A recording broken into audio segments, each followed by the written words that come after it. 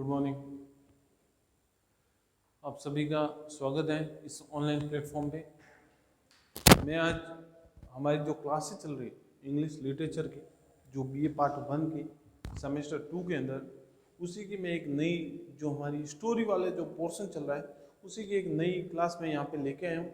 आप सभी मेरे जो प्यारे भाई बहन हैं वो जुड़ जाइएगा और ऐसे जो क्लासेस जो मैं आपके सामने लेके आता हूँ इनको शेयर कीजिएगा, लाइक कीजिएगा और इस चैनल को हमारे सब्सक्राइब कीजिएगा, ताकि क्या है जो अदर्स जो हमारी क्लासें और भी लगती है अदर सब्जेक्ट्स की, वो भी आपको देखने को मिले और आपके लिए जो हेल्पफुल जो वीडियो हमारी तरफ से जो हमारे टीचर्स आपके लिए लेके आते हैं उन सारी चीज़ों को आपको क्या है अच्छे से क्या है आपको अवेलेबल हो जाए। तो इसलिए आपको क्या करना है, इस चैनल को सब्सक्राइब करना है, लाइक करना है, शेयर करना है और अपने जो भी दोस्त हैं, जो भाई बहन हैं, उन्हें क्या करना है शेयर करना है, ताकि उनको भी ये जो मैटर हैं वो अच्छे से मिल सके।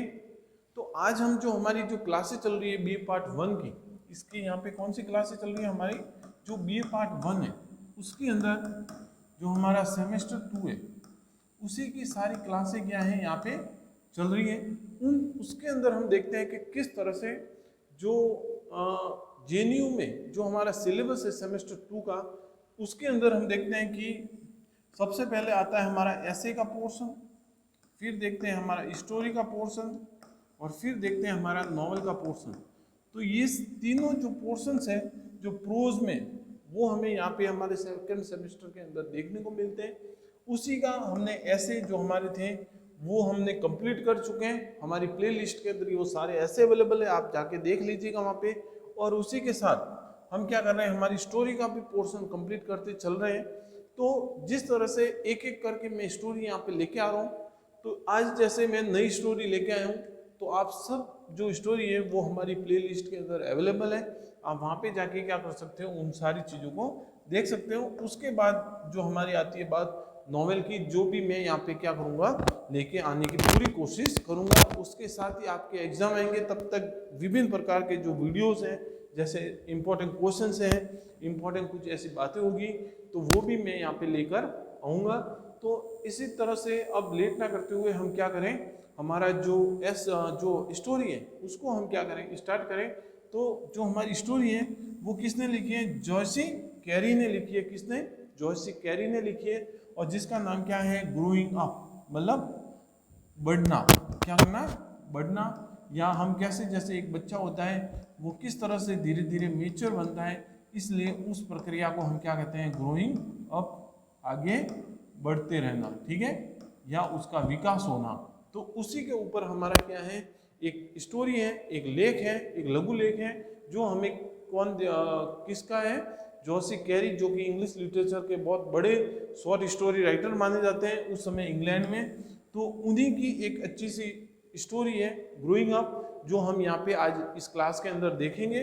तो सबसे पहले हम क्या करते हैं, इनका इंट्रोडक्शन देखते हैं कि जो हमारा ऑथर है जोशी लिनेल कैरी, जिसका पूरा नाम क्या है, Joyce Lunel Cary, was born in 1888। 1888 में इनका जन्म होता है। हिज ग्रैंड पेरेंट्स होम, जहाँ पे कहाँ पे होता है इनका जन्म, इनके दादाजी के घर में, इनके जो नेटिव जो होम है वहाँ पे इनका जन्म होता है। Which has above the Belfast bank of Shipquay street in Derry in Ulster, जहाँ पे कहाँ पे होता है ये जो इनका पूरा पता है, जहाँ पे अल्स्टर में इनका क्या होता है, जन्म होता है। The northern province of Ireland, जो कि कहाँ का पार्ट है, आयरलैंड का पार्ट है। His family had been planter, इसके जो फैमिली थी वो क्या थी, प्लेंटर थी, लैंडलॉर्ड थी, मतलब कहते हैं जमींदार थे। In a neighbouring in so a peninsula on the north coast of country Donegal, जो कि कहाँ पे, जो नॉर्थ स्टेट कंट्री है डोंगल। तो ये एक पूरा क्या था, इनका एक एड्रेस था, जो कि आप देख लीजिएगा, इंपॉर्टेंट नहीं है लेकिन आपको एक पता होना चाहिए। Since the early years of, उनके जो शुरुआती जो ईयर्स थे, plantations of a Ulster in the early 17th century, इनके शुरुआती जो दिन थे या शुरुआती जो ईयर्स थे जहाँ पे ये बड़े होते हैं, वो कहाँ पे थे, प्लांटेशन में थे, जो अल्स्टर में है वहाँ पे थे इनके। जहाँ पे कौन सी सेंचुरी में थे ये 17th सेंचुरी में हमें वहाँ पे देखने को मिलता है। However, the family had largely lost his in-house property on the western shores of Lough Foyle after the passage of the Irish Land Act in 1882। उस जमाने में क्या होता है, इनकी फैमिली ने एक लॉस, उनकी फैमिली को एक लॉस हुआ था, क्योंकि वहाँ पे क्या होता, इरिश लैंड एक्ट आया था, जिसमें इनकी जो अधिकतर जो भूमि थी, इनकी जो अधिकतर जो जमीन थी, वो गवर्नमेंट ने क्या की थी, छीन ली थी। तो एक ऐसा क्राइसिस जो इनकी फैमिली के ऊपर आया था, the family despair and carry had uncles who served in a frontier US cavalry and the Canadian Northwest Mountain Police। और इसी के बीच में इनके जो फैमिली के जो डिस्पेयर है, जो इसकी फैमिली ने जो एक कहते हैं ना कि एक जो एक सपोर्ट किया उस गवर्नमेंट को, एक फैमिली ने एक उसका जो कहते हैं ना कि एक मेन पार्ट थी उस गवर्नमेंट की, जहाँ पे इनके जो अंकल थे उन्होंने सर्व किया कहाँ पे, frontier US cavalry and the Canadian north west mountain police. जो Canadian north west mountain police है और जो वहाँ की जो कैवलरी है, उसमें उन्होंने क्या किया था, सपोर्ट किया था। उसमें उन्होंने क्या किया था, उन्होंने स्वयं ने क्या किया था, वहाँ पे सेवा दी थी उनके अंकल ने। The most of the carries bounded up in the great Britain, और बहुत सारे लोग वहाँ से क्या हो गए थे, ग्रेट ब्रिटेन की ओर बढ़ चुके थे। Author Carey his father move to London, और ऑथर जो कैरी थे और उनके फादर थे वो कहाँ पे मूव ऑन हो गए, लंदन में मूव ऑन हो गए। वो वहाँ से कहाँ निकल गए, लंदन चले गए। और फिर हम देखते हैं आगे कि इन 1884 में वो लंदन चले गए and the trained as an engineer. वहाँ पे जाके ये एक इंजीनियर की भूमिका या एक इंजीनियर बने। ही देन मैरिड, और उसके बाद इन्होंने शादी की किसे, चार्लोट जॉयसी से। चार्लोट जॉयसी से ये शादी करते हैं, elder daughter of James John Joyce, जो कि कौन थी, किसकी बेटी थी, सबसे बड़ी बेटी थी जेम्स जॉन जॉयसी की। Manager of a Belfast bank, जो कि कौन थे, एक मैनेजर थे कहाँ पे, बेलफास्ट बैंक में। Derry in the August 1887, in 1887 में जहाँ पे इनकी शादी होती है। They settle in a London, his mother died in a pneumonia in October 1898। और जब वो वहाँ से सेटल हो गए कहाँ पे, लंदन में, और फिर उसी की नेक्स्ट ईयर उनकी मदर की क्या हो जाती है, डेथ हो जाती है, जो हमें देखने को मिलती है 1898 के अंदर। तो ये एक इनका क्या है, एक बड़ा इंट्रोडक्शन है, जो कि आप क्या है, सारा जरूरी नहीं है, लेकिन आपको क्या करना है, इनकी जन्म प्लेस, इनकी एजुकेशन कहाँ पे हुई है, और इनकी फैमिली में अगर इनकी शादी होती है, या इन्होंने किस तरह की स्टाइल यूज़ की अपने ऐसे के अंदर या अपनी स्टोरीज के अंदर, तो उन चीज़ों को आप क्या कराना, ध्यान रखना। और इनके एक दो जो भी बुक्स होती है उस चीज़ों को आप क्या करना, यहाँ पे लेके चलना। इस मोस्ट फेमस जो नॉवल हमें देखने को मिलती है वो है आयशा सेव। आयशा सेव इनकी मोस्ट फेमस जो नॉवल है, कब होती है, 1932 में। और फिर है एन अमेरिकन विजिटर 1933 में, और फिर है एंड द अफ्रीकन विच, जो कि कब है, 1936 में। तो ये कुछ इनकी इंपॉर्टेंस जो नॉवल है जो हमें यहाँ पे देखने को मिलती है। फिर हम चलते हैं आगे, जो कि हमारे इंट्रोडक्शन है हमारी स्टोरी का, जो कि क्या है, हमारी स्टोरी का क्या है, एक इंट्रोडक्शन है जो हम यहाँ पे देखेंगे कि growing up is a short story written by Joyce Cary. ये एक शॉर्ट स्टोरी है, किसके द्वारा लिखी गई है, जोशी कैरी के द्वारा लिखी गई है, जिसमें क्या है, एक ह्यूमन डेवलपमेंट कि किस तरह से एक बच्चा धीरे धीरे क्या है, बड़ा हो जाता है, किस तरह से उसके बच्चे के अंदर एक मेच्योरिटी आती है। उस मेच्योरिटी लेवल पर हमें क्या है, उस तरह से उसके साथ क्या है, ट्रीट करना चाहिए, उस तरह से उसके साथ क्या करना चाहिए, बिहेव करना चाहिए। तो वो सारी सिचुएशंस, वो सारे जो लेवल्स हैं, वो हमें इस स्टोरीज के अंदर देखने को मिलते हैं। The process of human development, किस तरह से एक मानव विकास का जो एक प्रोसेस है, is continue at a different place among the different being at different level, कि किस तरह से डिफरेंट प्लेस पे, डिफरेंट लेवल पे, डिफरेंट बीइंग पे हमें अलग अलग वे में, अलग अलग एजेस में हमें वो सारे लेवल्स, वो सारी जो एक डेवलपमेंट्स है वो हमें यहाँ पे देखने को मिलते हैं। Here in this story such A remarkable, और हमें इस स्टोरी के अंदर ऐसा ही रिमार्केबल, ऐसे ही बातें यहाँ पे देखने को मिलेगी। Surprise of changing he found, किस तरह से यहाँ पे जो रॉबर्ट है वो यहाँ पे अपने बच्चों के अंदर, जो जेनी और केट नाम के जो इसके दो बच्चे हैं, उसके अंदर ये चेंजेस देखेंगे, क्योंकि वो बहुत सालों से उन्हें सरप्राइज विजिट करते हैं और उसके बाद उनके जो चेंजेस देख के वो स्वयं क्या हो जाते हैं, आश्चर्यचकित हो जाते हैं। तो वो सारी बातें हमें, वो सारी घटनाएं यहाँ पे स्टोरी के अंदर देखने को मिलेगी। When their father Robert quick return from A business trip, और जो कब देखने को मिलते हैं, जब इनके फादर हैं रॉबर्ट क्विक, वो एक बिजनेस ट्रिप से क्या है वापस लौटते हैं, तब इन्हें क्या है ये सारे चेंजेस देखने को मिलेंगे। फिर देखते हैं कि father is a shock to observe ये चेंज, और फादर भी क्या थे, एकदम शॉक थे कि किस तरह के चेंजेस मेरे बच्चों में आए हैं एकदम से।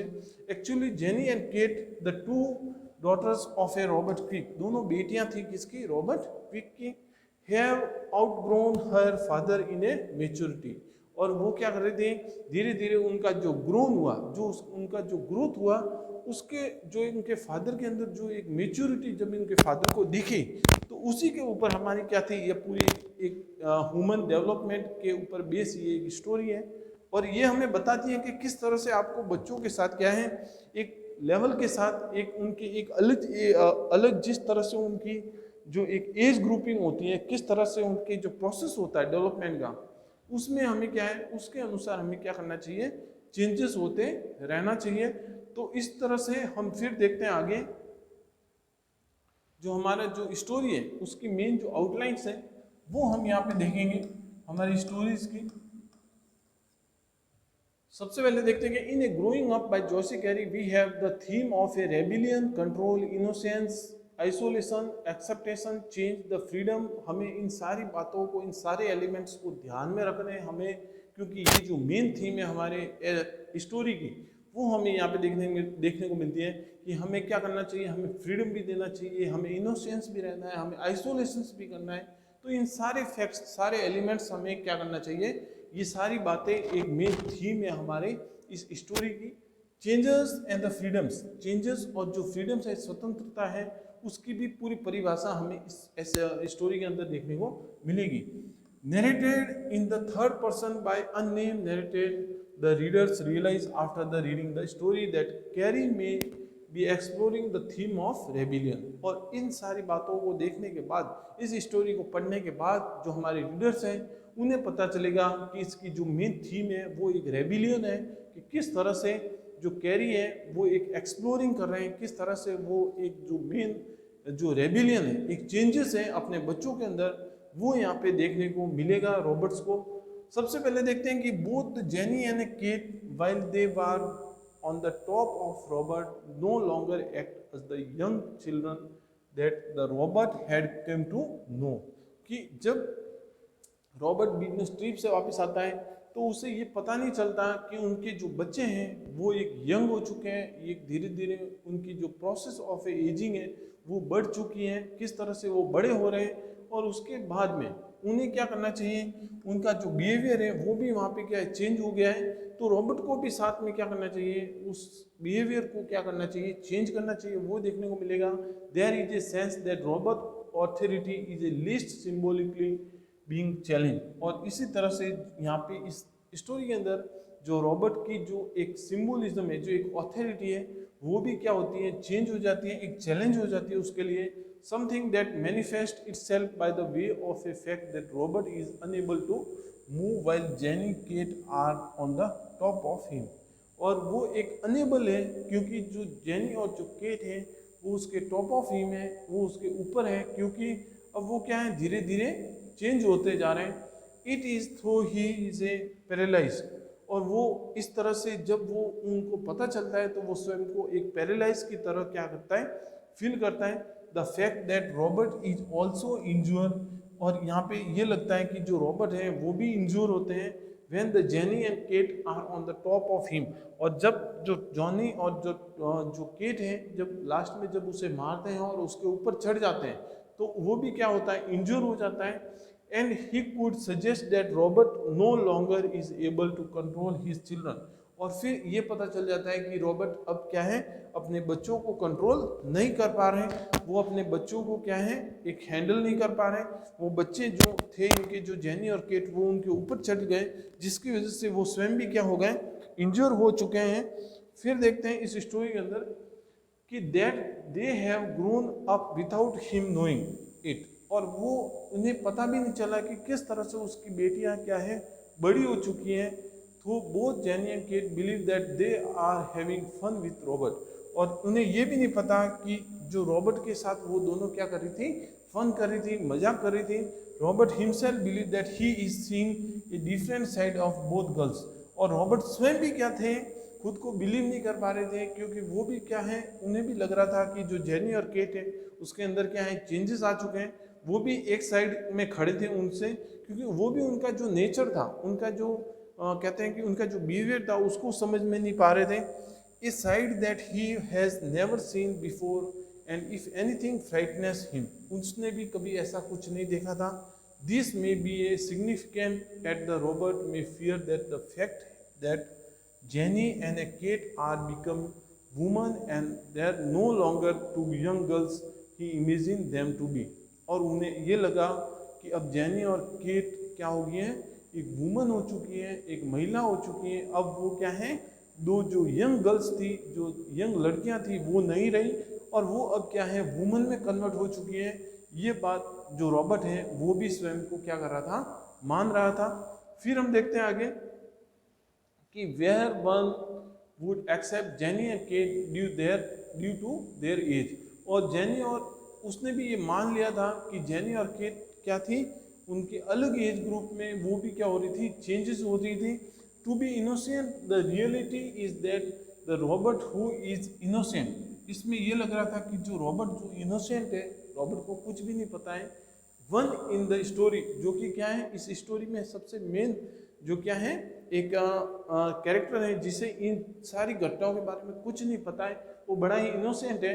It is through he miss his children grown up, और वो क्या करता है, स्वयं भी मिस कर देता है कि किस तरह से उसकी बेटियां वो धीरे धीरे क्या हो गई हैं, बड़ी हो चुकी हैं। That they have grown so quick, और वो देखता है कि किस तरह से मेरी बेटियां बड़ी ही जल्दी क्या हो गई, क्विक तरीके से क्या हो गई, बड़ी हो गई। He has been unable to notice it, और वो कभी इन चीज़ों को नोटिस ही नहीं कर पाया। It is also clear to the readers that Robert thinks he can see mostly in a both girls, और वो अब क्या कर रहा था, ये स्पेशली जो रीडर्स को ये बताना चाह रहे थे कि रॉबर्ट क्या है, वो भी अब क्या है उन महिलाओं को, इन जो लड़की थी उनकी जो केट, और वो जिससे क्या है अब उसका भी एक नज़रिया, उसका भी एक सोचने की जो उनके प्रति जो एक ढंग था वो चेंज हो चुका था, क्योंकि उनकी जो बेटियां थी उनकी क्या हो गई थी, अब ग्रोइंग हो चुकी थी, ग्रोथिंग हो चुकी थी। Something that he was never seen before, जो कि उसने कभी भी ऐसा नहीं देखा। And which would over shadow innocence, जो कि क्या था, उसके ऊपर बहुत ही ज़्यादा एक भोलापन था, क्योंकि वो इन सारी चीज़ों से चकित था एकदम से। It is also interesting that the both girls do not stare from what they are doing when Robert say, और अब क्या है, जब रॉबर्ट आता है एकदम से सरप्राइज विजिट करता है और वो पीछे से जब उन्हें आवाज़ देता है, तो वो दोनों लड़कियां उसे इग्नोर कर देती है। उन्हें पता ही नहीं चलता है कि वो हेलो कर रहा है या वो उसे बुला रहा है, वो उसके उनके ऊपर कोई ऐसा रिएक्शन नहीं होता। Though it clear that Robert is excited to see both girls, the same cannot be said for the girls when it come to seeing Robert, और दोनों ही लड़कियों में ऐसा कोई भी रिएक्शन नहीं होता कि जब रॉबर्ट एकदम से बिजनेस ट्रिप से आते हैं और ऐसा सरप्राइज विजिट देना चाहते हैं उनको, लेकिन उन दोनों लड़कियों पे ऐसा कोई भी प्रभाव नहीं पड़ता है। There is some distance between the girls and Robert, कुछ डिस्टेंस था रॉबर्ट और जो दोनों उसकी बेटियां थी उनके बीच में, विच में symbolic suggest that the both girls are maturing and finding their own way in a life, और ये लग रहा था कि दोनों ही लड़कियां अब अपने ढंग से जीना चाहती थी, अपने वे में, अपने लाइफ में, अपने जीवन में, वो उनका एक अलग ही वे था, और दोनों ही वहाँ पे क्या थी, एक मेच्योरिंग, एक फाइंडिंग उनकी थी। They no longer see the importance और need to be as a close to their father, और अब क्या थी, उन्हें कोई ज़रूरत नहीं थी, नो उनके लिए कोई इम्पोर्टेंस नहीं थी उनके फादर की उनके जीवन के अंदर, क्योंकि वो स्वयं क्या थी, अपने वे में, अपने ढंग से जीना चाहती थी। दे हैव न्यू वर्ल्ड, अब उनके लिए उनका एक नया संसार था, एक नया जीवन था, to explore, and this takes precedence over anything that their father may think. अब उनके पिताजी की जो सोच थी उनके ऊपर, उन सारी चीज़ों का उनके ऊपर कोई प्रभाव नहीं पड़ रहा था, और उन लड़कियों ने अपने वे में, अपने ही लेवल में उन्होंने क्या किया, अपनी एक नई दुनिया बसाना शुरू कर दिया था। उनके लिए उनकी जो लाइफ थी वो एक नई लाइफ थी, और वो अपने वे में ही उस लाइफ को क्या करना चाहती थी, जीना चाहती थी। फिर हम देखते हैं आगे कि symbolically it might be an importance that Jenny sit on the wall to look at their father's womb, और वो देख रही थी कि जेनी किस तरह से वहाँ पे बैठी बैठी, जो उसके फादर जब वहाँ पे घूम रहे थे तो उनको वो देख रही थी। She is now in position in where by she is taller than her father, और वो जब खड़ी हुई तो उसने देखा कि अब वो उसके फादर से भी क्या थी, बड़ी दिख रही थी। As though he saw the grown up and is no longer the young girl that her father knew as her, कि अब वो क्या हो गई थी, एक यंग वूमन हो चुकी थी। अब वो पहले की तरह एक यंग गर्ल नहीं रही। उसके फादर ने भी ये देखा, उसके फादर को भी ये बात पता चल गई थी, उसकी ग्रोइंग अप हुई है। The fact that the both girls ignore their father during the T with the woman committee. अब इन दोनों ही लड़कियों ने अपने फादर को क्या किया, इग्नोर किया जब वो चाय पी रहे थे, क्योंकि जो वुमेन की जो कमिटी जो वहाँ पे जब बैठक कर रही थी, वहाँ पे आई थी उस समय, तो वो दोनों ही जो लड़कियां हैं वो उनके फादर को क्या कर रही थी, इग्नोर कर रही थी। could also have symbolic significance as the suggest that the girls no longer need their father। अब उन्हें पूरी तरह से ये महसूस हो चुका था कि अब हमें हमारे फादर की कोई ऐसी ज़रूरत नहीं है। It is also interesting that the only other man mention in the story, और यही एक बात इसमें बताई गई कि इस पूरी स्टोरी के अंदर एक और नया जो कैरेक्टर है, एक और नया जो मैन है, वो हमें इस स्टोरी में देखने को मिलता है। और वो व्यक्ति कौन होता है, ओल्ड विकलिंस जो अदर व्यक्ति हैं वो भी हमें स्टोरी में देखने को मिलेंगे। Is somebody that the Robert doesn't really wish to associate with him, और रॉबर्ट नहीं चाहते थे कि वो उनके साथ क्या करें, जुड़े। Is many way this mirrors how both Jenny and Kate में फील अबाउट रॉबर्ट, और वो उन्हें ये देखना चाहता था कि किस तरह से जो रॉबर्ट, जो जेनी और केट है, वो रॉबर्ट के लिए क्या करती है, फील करती है। He too old and many not be any interest to them. He is too old, वो बहुत ही बुजुर्ग थे। May not be any interest, उन्हें कोई इंटरेस्ट नहीं था उन लोगों के अंदर। Though it is obviously that neither girls is a prepare to cut all ties with Robert. अब जो लड़कियां थी वो किसी भी प्रकार की जो टाइज हैं, उनकी जो समझौते हैं, उनको तोड़ना नहीं चाहती थी रॉबर्ट के साथ।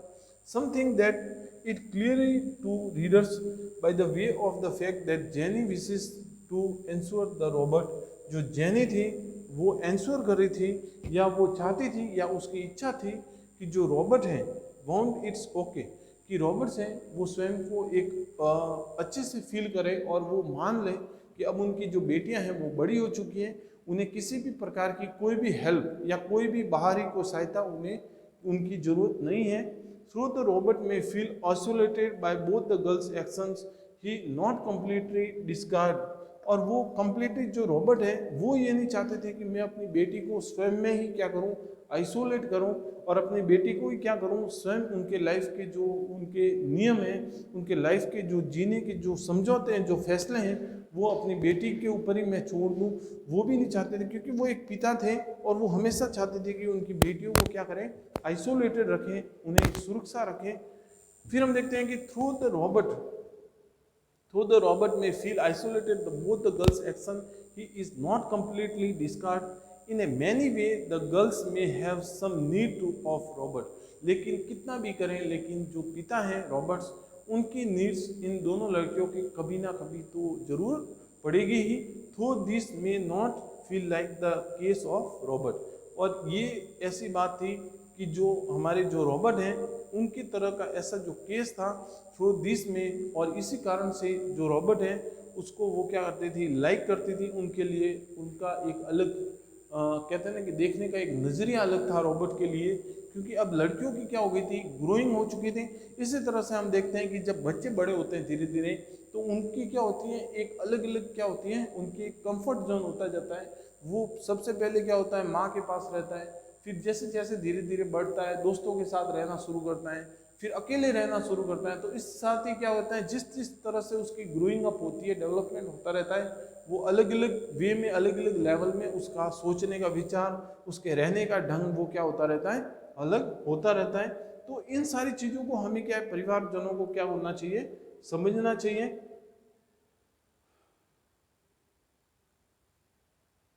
फिर हम चलते हैं the end of the story, और इसी कारण से इस पूरी स्टोरी के अंदर देखते हैं कि किस तरह से जो बेटियां हैं वो एक अलग जो उनका जो सोचने का जो विचार है, नेचर है, वो होता है रॉबर्ट के प्रति। और रॉबर्ट एकदम से सरप्राइज हो जाता है, क्योंकि वहाँ पे ये था कि जब रॉबर्ट बाहर से बिजनेस ट्रिप से आता है और वो एक सरप्राइज विजिट कर रहा है, अपनी बेटियों को सरप्राइज देना चाहता है, लेकिन उन्हें ही क्या मिल जाता है, सरप्राइज मिल जाता है। उन्हें ही लगता है कि अब उन्हें फिर फील हो जाता है कि उनकी जो बेटियां हैं वो बड़ी हो चुकी हैं, उनका ग्रोइंग अप हो चुका है। The end of the story also interesting as Robert was a moment of realisation and realise that both Jenny and Kate are growing up. अब लास्ट में इस स्टोरी में रॉबर्ट को ये रियलाइज हो जाता है कि मेरी जो बेटियां हैं दोनों ही ग्रोइंग अप हो चुकी हैं, and he is as well, और वो अपने लेवल पे खुश हैं, अच्छी हैं। Though this may make Robert uncomfortable, he still nonetheless appears to accept the circumstance he find himself in। और ये बात कहीं ना कहीं रॉबर्ट को अच्छी नहीं लग रही थी, वो कंफर्ट नहीं हो पा रहे थे, क्योंकि अब उनकी बेटियां क्या होती जाएगी, उनसे दूर होती जाएगी। वो यही सोच रहे थे, अब उनकी बेटियों को उनकी ज़रूरत नहीं है, यही वो क्या सारी चीज़ें उनके दिमाग में उस समय चल रही थी। In many ways he force to accept his circumstance as there is a very little he can do। अब उसके दिमाग में ये था कि मैं अब अपनी बेटियों के लिए सीमित मात्रा में काम में आऊँगा, सीमित मात्रा में उनके फैसलों को लूँगा, क्योंकि सबसे पहले जब बेटियाँ छोटी थी तो उसके सारे फैसले वो कौन ले रहा था, रॉबर्ट ले रहा था। लेकिन अब क्या है, बहुत ही लिमिटेड फैसले उसको लेने को मिलेगा। ये सारी चीज़ें वो खुद स्वयं एक एक्सेप्ट नहीं कर रहा था। Everybody change and the Jenny and Kate are no different. सारे लोग चेंज हो चुके हैं, लेकिन जेनी और केट क्या थी, उनके अंदर कोई चेंजेस नहीं था। It just may be a case that the change in the both girls has came too quickly, क्योंकि ऐसा माना जाता था कि ये जो लड़कियां हैं इनके अंदर जो चेंजेस आए वो बड़ी ही क्विकली आया फॉर रॉबर्ट के लिए एकदम से चेंज आया उनके। इसलिए वो स्वयं भी क्या थी, वो जो रॉबर्ट है वो स्वयं भी इन चीज़ों को एक्सेप्ट नहीं कर पा रहा था। वो still look upon both the girls as being young and innocent, और वो ये देख रहा था कि किस तरह से ये दोनों लड़कियां क्या हैं, इस स्टोरी के अंदर हमें बड़ी ही इनोसेंट, बड़ी ही एकदम कूल वे में बताई गई है कि दोनों ही लड़कियां अच्छी हैं इसमें। as many if not all children are when they are the same age as Jenny and Kate।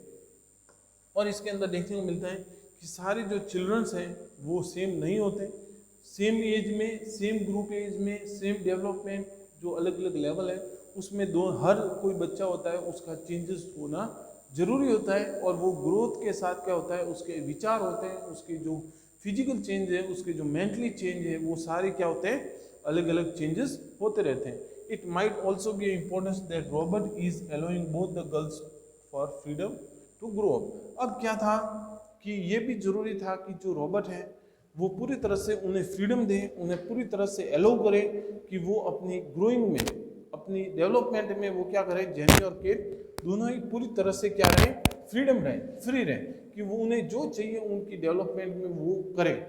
लेकिन ये अभी तक जो रॉबर्ट है वो इस चीज़ों को देने के लिए तैयार नहीं थे।